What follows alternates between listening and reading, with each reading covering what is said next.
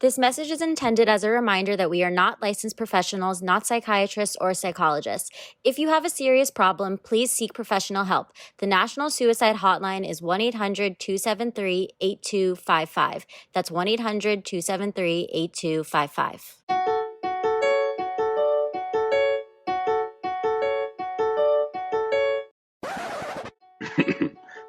Mic check 1 2.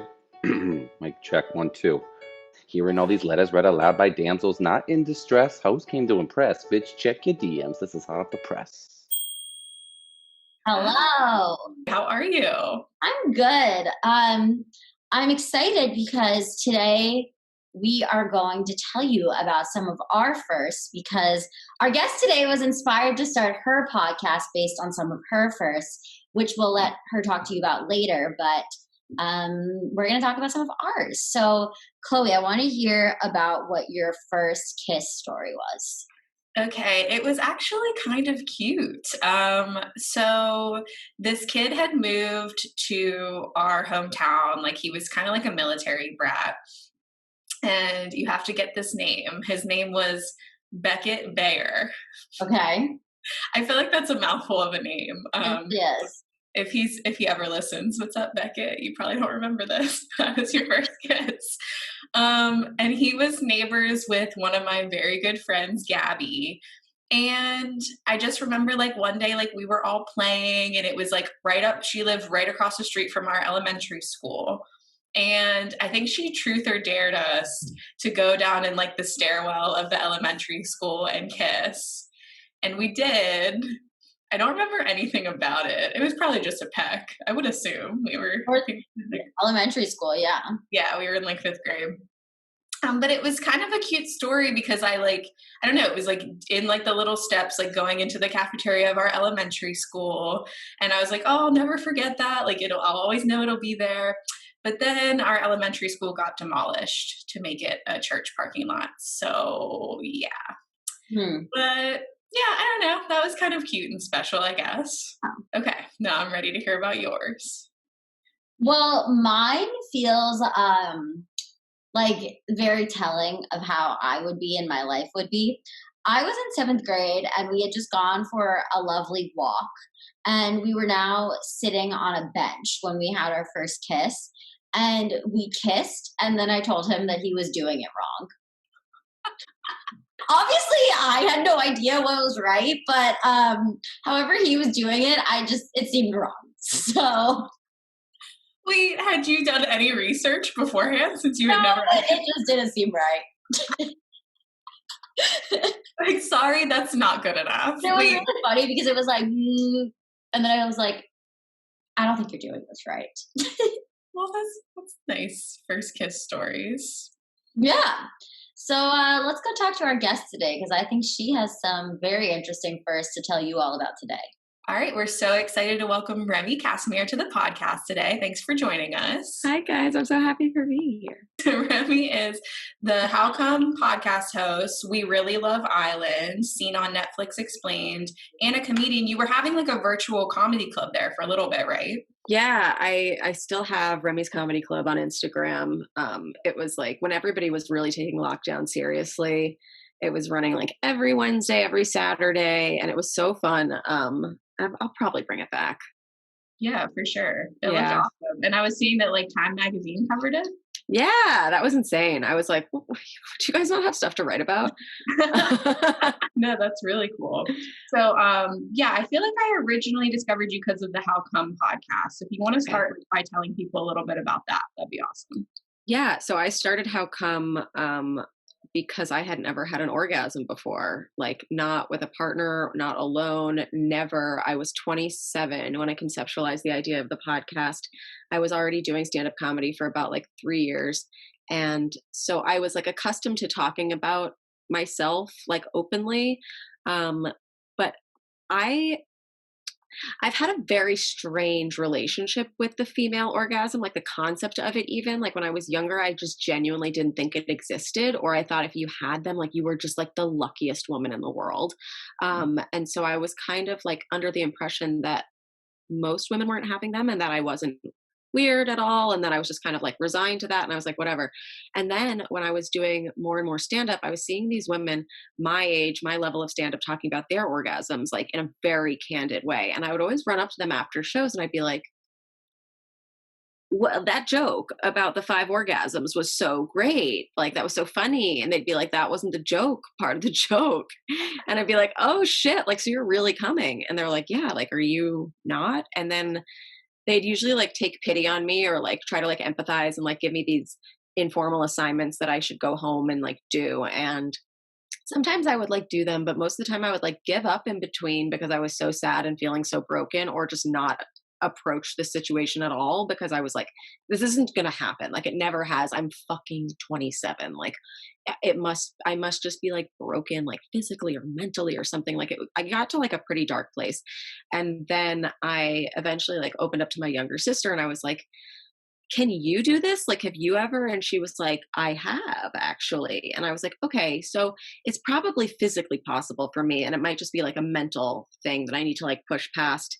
And like, maybe I'm just being lazy or something. And I need like accountability. So I started the podcast as a way to like hold me accountable. I'd have guests come on. I still have guests come on every week and they tell me about their first time coming experience. But they would also have to give me an assignment, like a formal assignment that I had to do for the next week. And yeah, I blew my load real early. Episode 6, I did it. And now obviously the podcast is about so much more than that. It's about how like sex ties into like every aspect of our lives. And yeah, now we bring on other guests to talk about like their experiences and like whatever they're feeling like sexually weird about or like different. Like, we're just here to be like, you're not alone, you know, because like I initially was feeling so alone. And when I came out with it, people were like, oh my God, me too. Like, I've never had an orgasm. And now I'm very proud to say that what started as a very selfish project that I just wanted to come has become this thing that like 500 vulva owners around the world have had their first orgasm from following those assignments too. So I'm like, oh, this was very worth it. Yeah, for sure. I'm curious what the assignment was that made the difference. So interestingly enough, it was not an assignment from the podcast. I had done assignments that week and they were insane. I had gone to a tantric massage. I had gone to a female masturbation class. Like, I was like, oh, these are the things that are going to happen. Make it happen. They didn't. But when I like came out, so to speak, as anorgasmic, all of my comedian friends were like, oh my God, we have to get Remy on the podcast. Like, this is so weird and different. And I went on this podcast called The Good, the Dad, and the Ugly by 3 comics, Will Winner, Casey Salengo, and Patrick Schroeder, where they only interview women.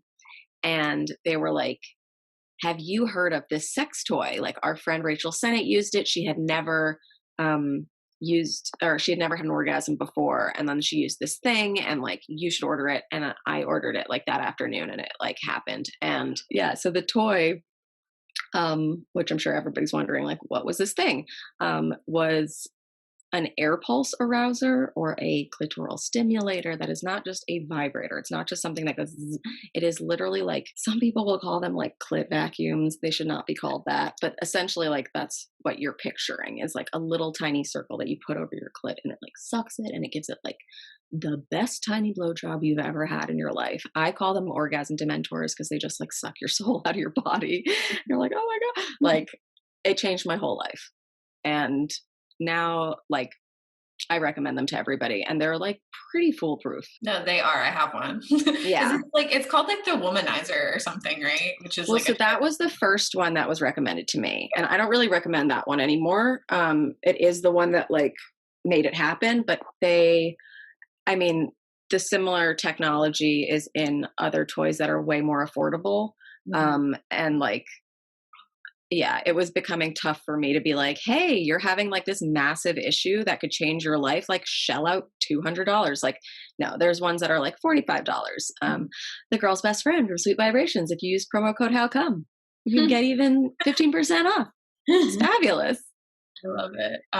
No, I remember when I got mine, I think on the box, it was like, like a limited warranty or like money back guarantee or whatever. And it was like, if you don't come in 60 seconds, you get your money back. And I was like, okay, let me see. And then it was like, because I usually have to like think about stuff, or like sometimes I watch porn or whatever, but then like I sat there for like 20 seconds and I was like, okay, like I don't need my money back. Like It literally doesn't give you the option to not.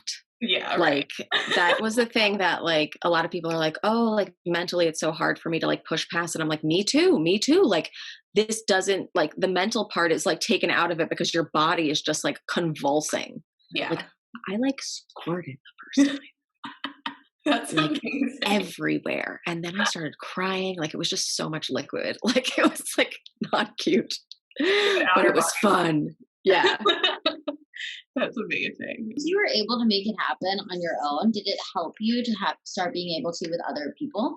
Oh my God, 100%. So I've had a boyfriend the entire time I've been running this podcast. And a lot of people's first question will be like, oh my God, how did he feel about it? Like, he must feel so bad at sex because you have, you know what I mean? And like, I would always explain, like, no, because he understands that like we've only been dating at like, what, 2 years at that point. And like, I had lived with myself for 26 years before I met him. And so it was really about like getting to know me first and like unlocking that within yourself. And then, yes, you can open it up to like somebody else. So like my first time was like alone. Like I wanted to be alone. I wanted to see like the sounds I would make, how my body would react. Like I was so nervous about all those things and doing them in front of another person, like even somebody who loves me, because like I used to think in like 8th grade, I would be like, what if I come and it sounds like, ah!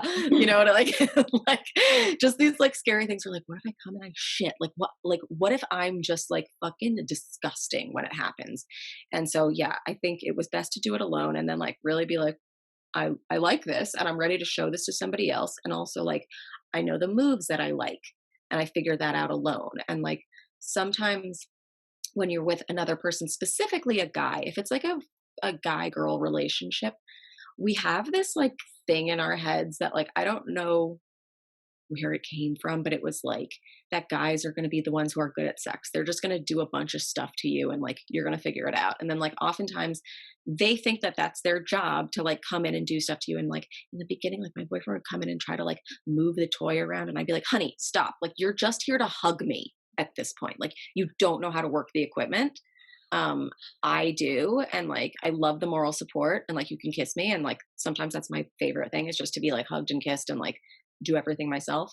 But 100%, I would say most people should figure themselves out by themselves and then take that to another person and try not to change up your technique once you bring the other person into the room to like, be like, oh, well, this might look sexier. It's like, like I always thought you had to like arch your back during sex to like look sexy. Like no, when I'm coming, I am like tucking my butt so far in. It is so gross and so tiny, but like it is wonderful. Well, and probably because you had so much like a buildup and thought process on it, it made it really hard for you to have that experience like with somebody else. Mm-hmm. Totally. And like I think I was very under the impression that sex and love were like related. And so like if you weren't having good sex, like maybe you weren't loved enough or whatever. And that's just like an element that people need to remove too. Like sex is sex and love is love. And yes, they can happen together, but like you don't need one for the other. Yeah. Right. And I was re-listening to the first episode where you had your sister on and you guys kind of talk about like where this idea of like men need to do everything does come Yeah, from. yeah. Because it's just like in the movies, like you guys are saying, it's like 20 seconds and then she's just like orgasming everywhere just from them like, making out. And yeah, I feel like it was kind of the same. Like, you know, I came up in like a Catholic upbringing and we didn't like really talk about it a lot. But I do like remember like the day that like my friends and I we like snuck off and like found this like back massager. Like Unreal. And we were just like, okay, like we need some private time now. But I'm kind of curious. The like whole group? No, oh my gosh, no. Okay. like a like little pass around. Like, how did you do? No, it was me and my one friend. We were kind of bad, but we That's didn't so do it cute. together. We always were just like, I need the room now. Yeah. But no, I'm kind of like curious of how you translated like the toy into like with your partner, because like you were saying, it was kind of like a gradual thing, and then like, did you feel kind of uncomfortable doing that at first, or like what was that process kind of like? I didn't. Like that's something that like, yeah, people are like, how do you get over that hump? It like never was shameful to me because I was so proud of myself. And I'd already been so ashamed of myself as this like broken thing that like anything that I was like, oh yeah, these are my crutches. I walk around with these and I fucking love them.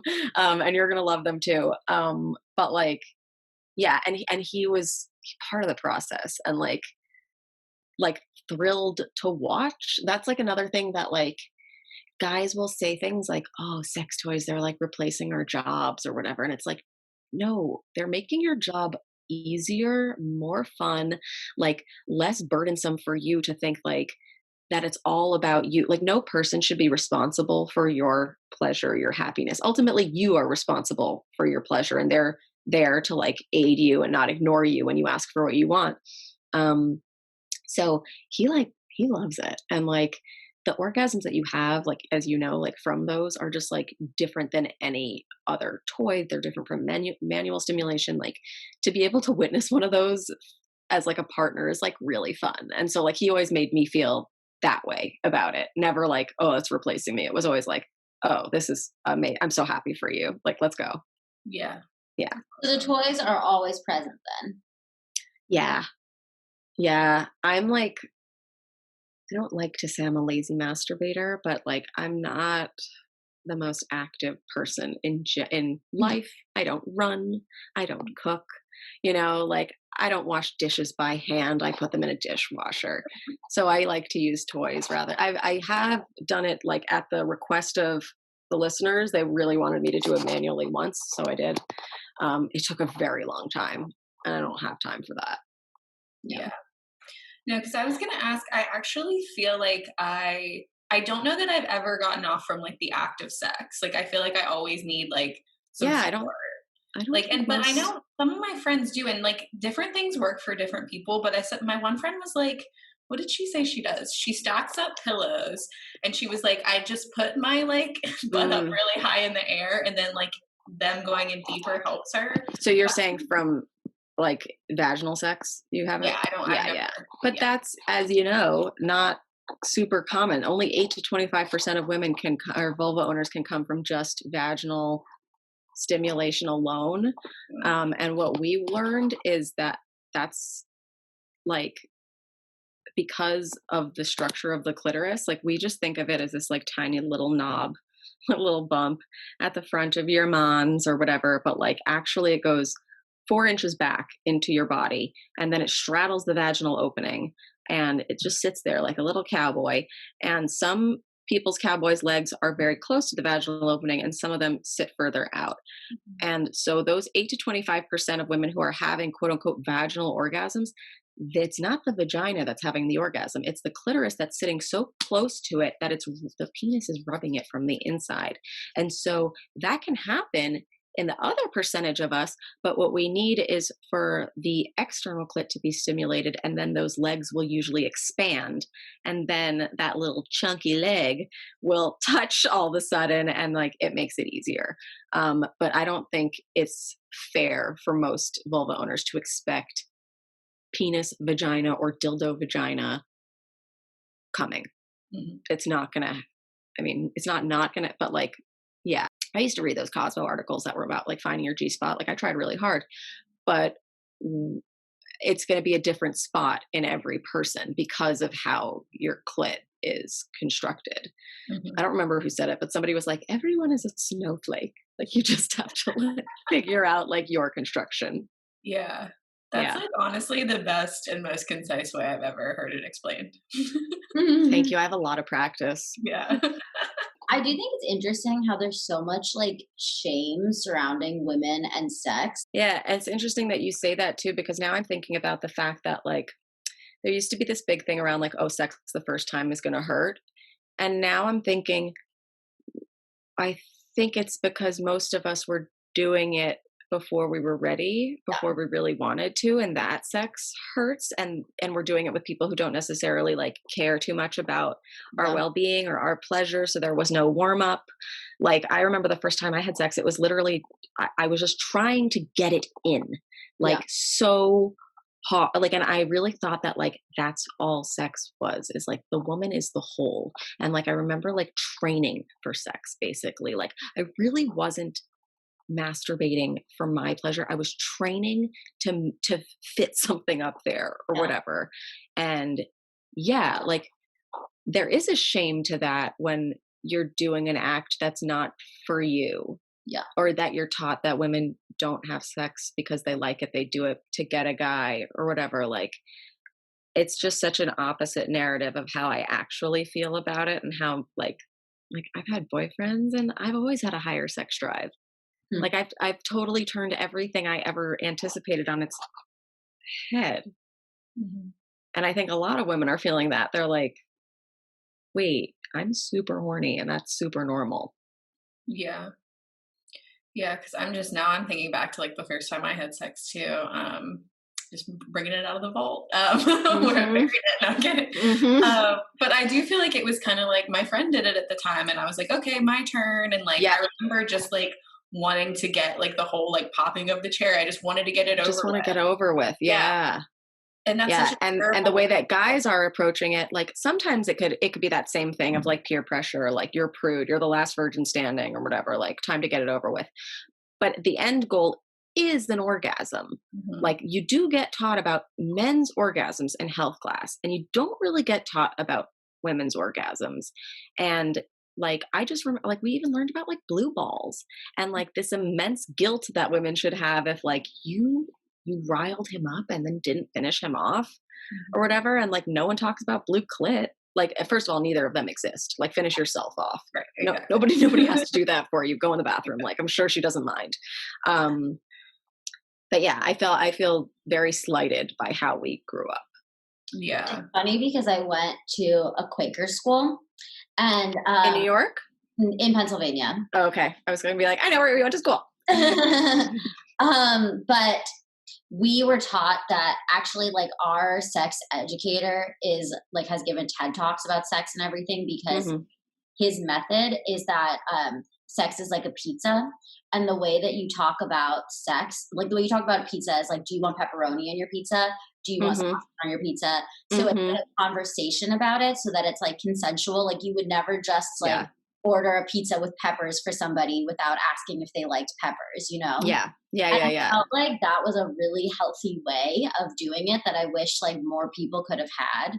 That it was like a consensual conversation that needed to happen before doing it. And that's like, I remember you and your sister were saying like, oh, you know, like just speaking of it, like genetically, like guys should come because that's like what it takes to like conceive a child, like to make a baby. Yeah. And but then I was like, but we have to hold them for 9 months and we have to do all that. So like we should at least be enjoying it a little bit. We have to put in like 10 times more work after that. Dude, like we have some women who have like we've spoken to or who have called in or like written us letters or DMs where they're like, I had children before I had orgasms. And I'm like, that is a fucked up life. Yeah.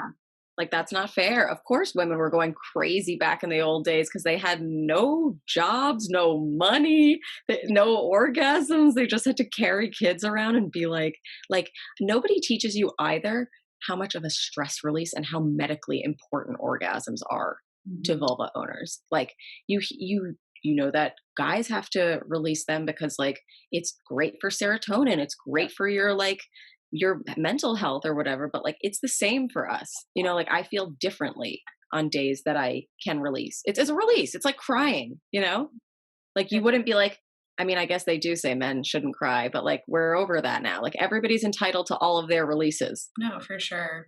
I think with me too, like that extra layer of like the Catholic guilt like factors into it a little bit too of like, oh, you shouldn't even be doing this. Somebody's watching me too. Exactly. I grew up Jewish, totally not religious. And I used to be like, is there someone here? In the closet. Like, yeah. Yeah. And now I'm like, if there is, enjoy. Right, exactly.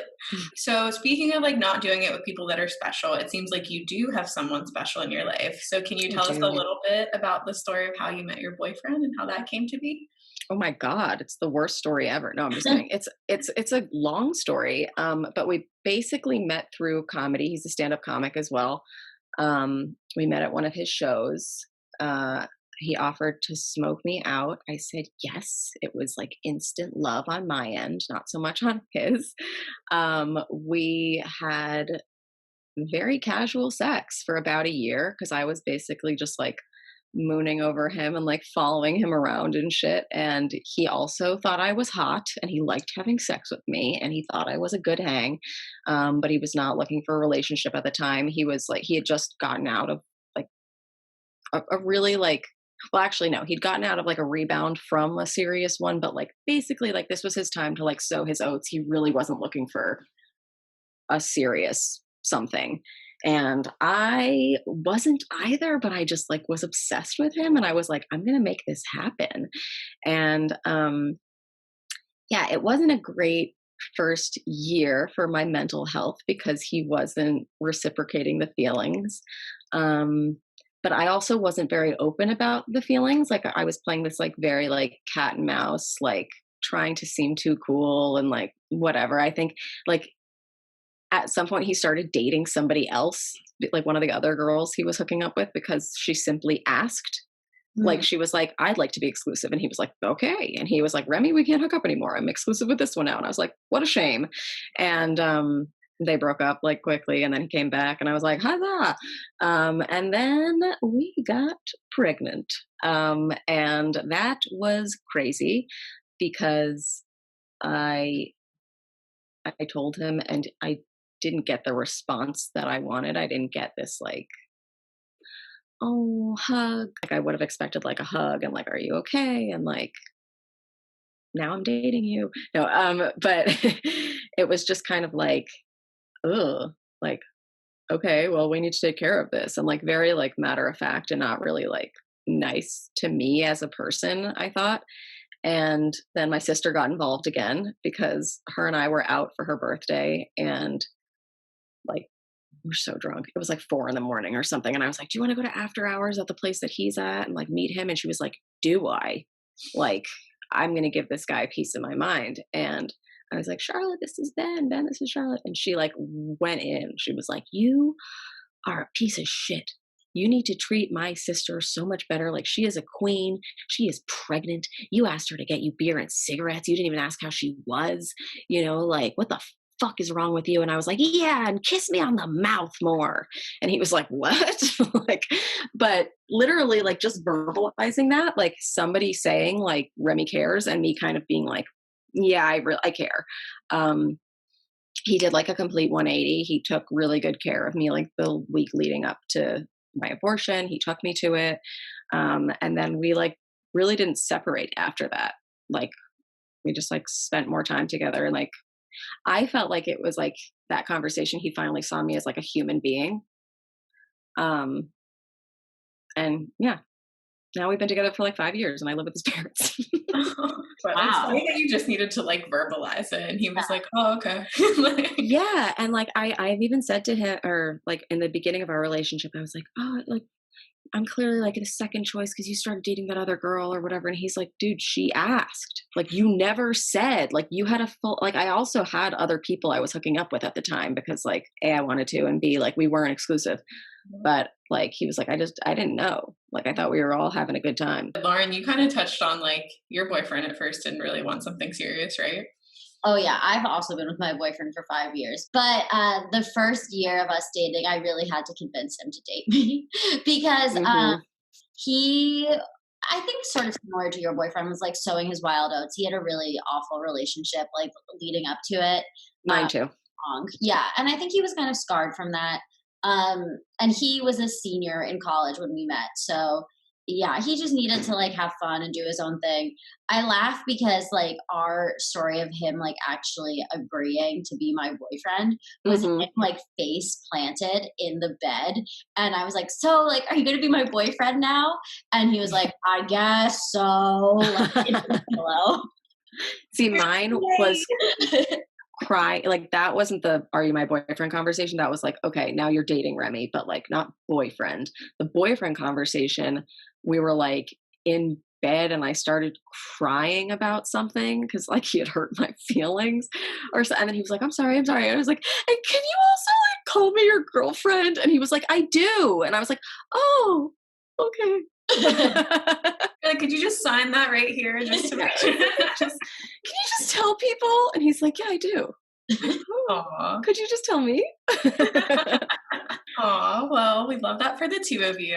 Our listeners, that doesn't always work, by the way. If they I know. I hate telling it because I'm like, don't be like, this is another thing is I had to fully give up on him too. Mhm. So like I went on birthright in the midst of all this because I was like, I need to get out of here. Like he was like dating this other girl. And I was like, he doesn't respect me. Like I had so much invested in him. Like I was like very upset all the time. And on my birthright trip, for the non-Jews out there, it's a free trip that Jews get to go to Israel. And we had this experience at this thing called a mikveh where Orthodox women like dip themselves like once a month after their periods. And she was telling us, the main woman was telling us about like how they don't let men touch them until they're married. And they're like, that touch is so sacred. And like, you really have to have somebody who respects you and respects your mind and whatever. And I was just thinking about all these times I've let this guy like lick my ass and not call me. And I start hysterically crying in the mikveh. And I'm like, I'm not respected. And all these girls start like congregating around me and they're like, we're not respected. And then at the end of it, we like meet up with the boys again. And the boys are like, why are you all crying? Like trying to like touch us. And we're like, don't fucking touch us. Like, and then like after that trip, like I didn't really reach out to him, but I think he like sensed, he missed me. You know, like even though he didn't know he liked me. And that's the real rule is if he doesn't like you, you'll be confused. And if he does, you'll know. He'll make an effort. She'll make an effort. People like, if you stop putting in the effort and they want to see you again, they'll make it happen. Yeah. For I sure. tried for a day during my period of trying to convince him not to date me where I wasn't going to text him. He sent me one sad face. And I was like, I'm not going to respond until it's like a slew of messages and him telling me he wants me to be his girlfriend. Never got the slew of messages. Just got the one sad face. And I broke and started talking to him again. I mean, but sometimes that's enough. Like maybe that's what he's capable of, like re-emotions. One You sad know? One sad face. It's something. Well, Yeah. I'm always for like having that conversation. Like I'm for going in and being like, hey, I want this to be more serious. I don't necessarily know you're in the best place if you do have to have that, but that's okay. I'm for going in and doing it, but you have to walk away. And then I think what's like more telling than even maybe that conversation is if they come back. And like you said, like they really miss you. And like try to invest less. Like one of my little tricks was just like deleting our texts because it's easy to go back and like get obsessed with what they've said and nitpick or whatever and like create a narrative that maybe doesn't exist. Put your efforts into other people who will be texting you, taking your mind off like whether they are or not. And yeah, that's what I was doing. I started fully dating another guy. Like, and then he was like, do you want to go to Atlantic City with me, my friend? And I was like, yes, I do. I really do. I really, really do. I'm curious after like going through the abortion with him, if like you guys have had like conversations about like what your future looks like in terms of kids and that stuff and like how going through that together, like, I don't know, dictates your future with that. Yeah, we've talked about kids because like I love babies, like, and he knows that. And like, that doesn't necessarily mean I want to have one anytime soon. I think I have like a lot of work I need to do in my career, in my like my mental health still, and also like how I handle conflict and how I handle frustration, because like my priority if I were a parent would be to be a great parent, and his too. And like, yeah, we both say that if we were going to have one, it would be like when we're ready. And like neither of us feel that we are yet. Haven't had the freezing eggs conversation, but like I'm 31 at this point. I think in 2 years at 33, like if we are still feeling like it's like 10 years out, like I'll probably freeze them. Or adopt, because there's so many kids that are just like out there that already exist that like need our care. Like you can already see how cute they are. Yeah. But I love that you guys went through that and it like made you stronger too. Like, I just think that's a really cool story. It was really it really felt like so sweet that he came with me at 8 a.m. because like for comedians, like when we were working, at least, like you didn't wake up until 3. And like I messaged him and I was like, I need you to come with me. And he was like, for sure, whatever you need. And it was just like very like, he was able to support me as a friend first. Mm-hmm. And that's what we've been able to build on. For sure. It's really important. Mm-hmm.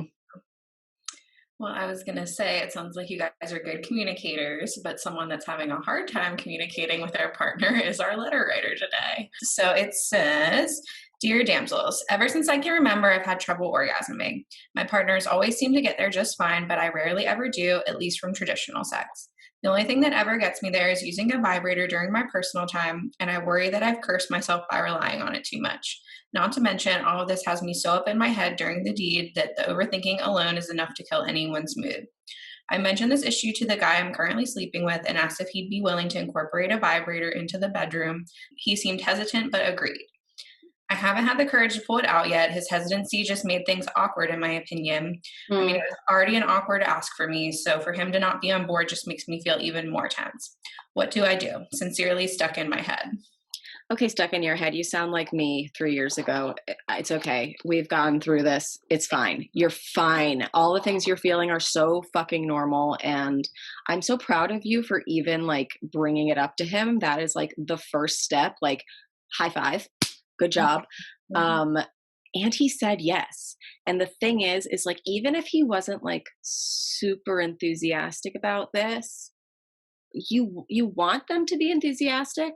That's like the main goal is like you want everyone to be excited. But if he is thinking that like this has something to do with him, which he probably is thinking about, I think that's where his hesitation is coming from, or that's like the hesitation that you heard. But like I said, with these things, he's going to have a great time watching it. He's going to love the fact that you can get off. Like they like to feel the pulses that happen, you know, like they can be inside of you from behind while you're using the thing on the front. That's a great position for all, really sturdy for you so you can get it on there. And like, yeah, you did the first step. And when you said that you were having trouble orgasming, I was thinking that we were starting from like ground zero. Like, no, you can do it alone. You know how your equipment works. And what I always say to like the How Come listeners who are like, it's really tough for me to incorporate this with my boyfriend, or it's tough for me to like open up to them and tell them that like I haven't done this with another person. Explain that it's all about you. This is something that I've been working on. I do this alone. Yeah, it's not happened with another person, but that has nothing to do with you. Like, and I would like to bring you into this with me. And I think it'll be really hot if I can just do this thing, like, while, you know, like make it hot. And also just like, try not to stress over the fact that you're a weirdo, because you're not. Mm-mm. No, There's so many. Listen to How Come. There's so many like you. It really is so true what she said about men, how they're just always fine. They just never have a problem. They really, I mean, like the stats are something like for women and women having sex, it's like 80% getting off rate. For men and men, it's like 90%. And then for men and women, it's like 90% and 60%. So yeah, of course it's going to be easy for him. Like, there are men that have issues, obviously, but like, yeah, in the grand scheme of things, it is easier to just stick a dick down a hallway a few times. But you also probably know how to get off fairly easily for yourself, it sounds like. Mm-hmm. And I like that she said the traditional way, and I want to put that traditional in quotes, because like we get taught that the traditional way is the only way, that it's just like insertion. It's not. Sex is so many other things. Like I count masturbation as self-sex. Like that is sex, you know, like anything that gets you off is valid. Asking for back tickles is valid. Even if that's something you never saw in a porn, if that's something you like, if you literally just want to be like, I like it when you caress the side of my boob, you know, like whatever you want is sexy and valid. And if it helps you get there, it's fabulous. Yeah. How many male like listeners do you have? Or A considerable amount. really? Yeah. I actually, so I have friends that have a podcast that's like specifically targeted to girls. And I used to get jealous because I would be like, oh, they can just like say like, hey girls, hey, no. I can't say that because we have so many male listeners too. Like so many companions that either came in because they're dating a woman or they want to learn more about women. Or like I said, my orgasm was only up to episode 6. So like we've really explored like penis owners' problems too, whether that's ED, whether that's premature ejaculation, whether it's a guy who was a virgin until he was 40 and felt weird about that. Like we have a lot of, people coming in with their respective stories and lives. Yeah. That's good that they're listening though, because that tells me that like they want to learn more and like maybe want to learn more about their partners. Because like you said, it's good that she had the courage to tell him. It's good that like, yes, he was hesitant but receptive. Yeah, and communication takes a really long time. Like I'm even proud of myself for a conversation that I had with Ben this morning. Mm-hmm. You know, and like we've been together for 5 years and we're still working on talking. Yeah. And it gets better and easier and like it's just a process that you have to start. And there are guys who I've heard about and that people have written to me about that, like, you'll say, I'd like to bring a toy in, and they'll say flat out no. Mm-hmm. You know, like, that's that. At least you didn't start there. Like, at least he was like, okay. You know, like, that shows that he's not threatened, which is good. Yeah, absolutely. Well, do you feel like there's any hope for those guys that are just like flat out no, or is it just kind of like, all right, move on and find someone? Yeah, no, they just have to, they have a lot of unlearning to do. Yeah. And a lot of us do. Like we've been raised in a society that said like things to us for years that we like baked into our bodies and our minds and stuff. And like, I'm still unlearning stuff. I'm still unlearning internalized misogyny. Like imagine how it is starting as a man.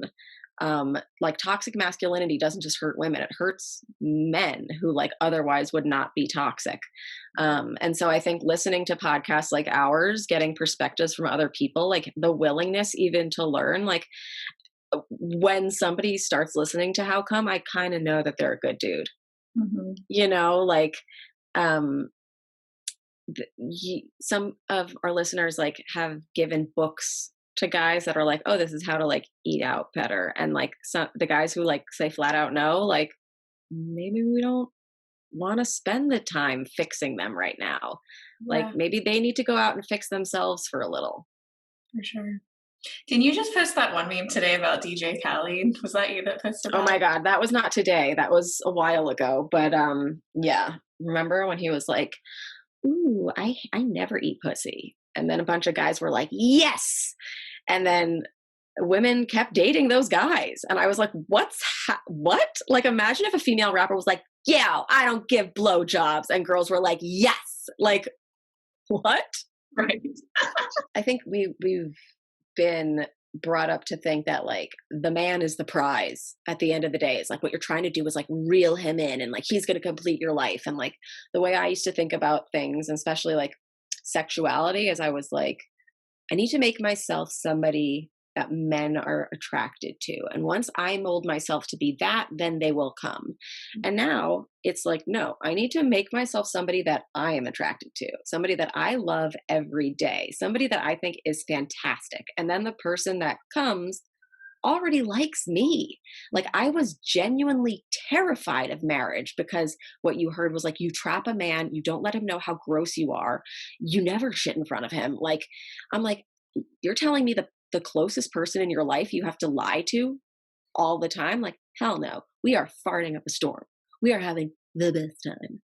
Like, I don't want to be with somebody who doesn't know me. I want to be with somebody who knows me and is obsessed with it. Mm-hmm. And also, that's what you want. Like, what if you have a medical problem?